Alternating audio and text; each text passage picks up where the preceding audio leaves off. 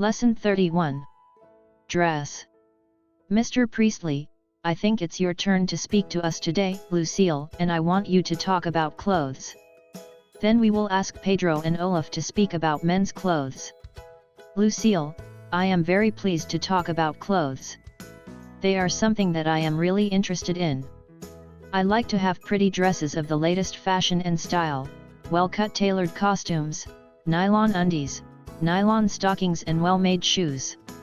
In the morning I generally wear a blouse and skirt or a jumper and skirt, especially in winter. In spring or summer I like something lighter, and I wear a cotton or a linen frock and a hat to match. In the evenings I like to dress for dinner, especially if I am going out to a theater or a dance. My favorite is a black evening dress, beautifully cut. With this dress I wear platinum and pearl earrings and a necklace of pearls. For tennis I wear a short white linen dress, and for the seaside a beach dress.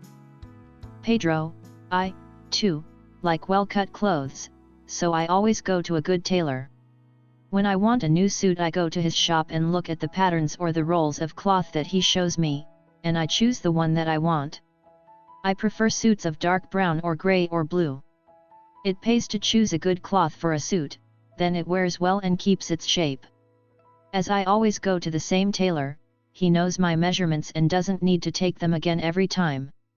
But sometimes he measures me again just to make sure I haven't got fatter or thinner since my last suit. I usually go for a fitting in about a week's time.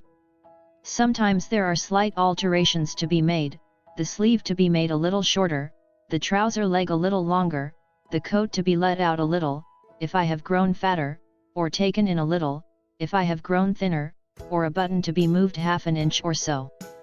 But often the fit is perfect, and the tailor can finish the suit without making any alterations at all.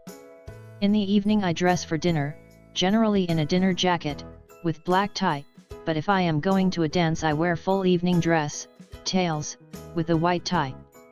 Olaf, well, to begin at the beginning, in the morning I take off my pajamas. Hob, oh, that reminds me of the story of the famous big game hunter. He was showing a charming young lady the skin of a lion that he had shot. One night, he said, I heard the roar of a lion, I jumped out of bed and shot it in my pajamas. Good heavens, she said, however did it get in your pajamas? Olaf, to come back to what I was saying. I take off my pajamas, have my bath, and then put on my vest, pants, shirt, collar and tie, socks, trousers, waistcoat, or sometimes a pullover, and jacket. When I go out in the winter I put on an overcoat or a raincoat, gloves, and a hat, or sometimes, in the country, a cap. If it is very cold I sometimes wear a scarf round my neck. My clothes are not so expensive as Pedro's and I can usually get a good suit ready-made. This is considerably cheaper than having it made to measure. Hob, I once knew a man who was so fat that the only ready-made thing that fitted him was a handkerchief. Olaf, I like rough tweeds or a sports jacket and flannel trousers. My clothes don't keep their shape so well, perhaps, as Pedro's suits, and so my trousers have never as beautiful a crease as Pedro's, but they are fine for walking in the country, for climbing or for golf, and they wear for years without getting worn out. I like a good strong pair of shoes for country wear and a lighter pair for town wear, and, as I always wear out the heels rather quickly, I usually ask the shoemaker to put iron tips on the heels of my country shoes and rubber tips on my town shoes. Hob, I don't trouble much about clothes and I couldn't tell nylon from cotton, or a well-cut suit from a badly cut one. All I know is that women now wear ounces of clothes where they used to wear pounds, but they pay pounds for the ounces. But your talk about clothes reminds me of a story. There was a fire in the middle of the night at a country house, and as some of the guests were standing outside watching the flames, another guest joined them. There was no need for you people to get so excited, he said. Now look at me. When I heard people shouting that the house was on fire I got out of bed, lit a cigarette, and went on calmly with my dressing. In fact, when I had put my tie on, I thought it didn't match my shirt very well, so I took it off and put on another. I didn't lose my head at all. When there is danger I always keep calm, perfectly calm. "That's good," said one of his friends, "but why haven't you put your trousers on?" The passive infinitive. In lesson 23 you had an explanation and examples of active and passive voice. Examples of the active form of the infinitive are to make, to let, to move. The passive infinitive of these verbs is used in this lesson, e.g. there are alterations to be made. The sleeve needs to be made a little shorter, the coat to be let out or to be taken in. A button has to be moved. Exercises. Exercise 1. Use the following in sentences. Style, costume, blouse, wear, slipper.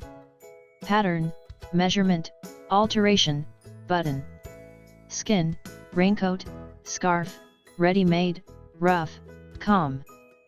Exercise 2. Answer the following. 1. What is a costume? 2. What are Lucille's stockings made of? 3. What does she generally wear in the morning? A. In winter, B. In summer. 4. Describe Lucille's dress when she is going out to a theater or dance. 5. Where does one wear a necklace, B. Earrings, C. Socks, D. Gloves, E. A cap, F. A scarf. 6. Are shoes the same as slippers? What is the difference? 7. When Pedro goes to get a suit, what does the tailor show him? 8. Why does it pay to choose good cloth for a suit? 9. When must a suit be let out, and when must it be taken in? 10. What is the difference in Pedro's clothes? A. When he is going to dinner, B. When he is going to a dance. 11. What noise does a lion make? 12. What does Olaf generally wear? 13. When does he wear a cap, B. A raincoat, C. A scarf. 14. What is the opposite of a suit made to measure? 15. How could you tell a pair of Olaf's trousers from a pair of Pedro's? 16. Make sentences to illustrate two meanings of tip. 17. What is a man who makes shoes, B. A man who makes clothes for men, C. A man who shoots lions, D. A visitor who is staying in your house, E. A man who sells earrings, necklaces, etc. 18. On page 217 Hobb uses the word pounds with two meanings. Say what they are. Exercise 3. Explain the following words or phrases and use each in a sentence. 1. A cap to match. 2. I go for a fitting. 3. The coat is let out or taken in. 4. The fit is perfect. 5. Tails. 6. Ready-made. 7. The clothes keep their shape. 8. My trousers haven't so beautiful a crease as Pedro's. 9. They wear for years without getting worn out. 10. I didn't lose my head. Composition exercises. 1. Tell Hobb's story of A. The big game hunter, B. The fire at the country house. 2. Describe the clothes you are wearing now. 3. Write a conversation, a visit to the tailor, or dressmaker.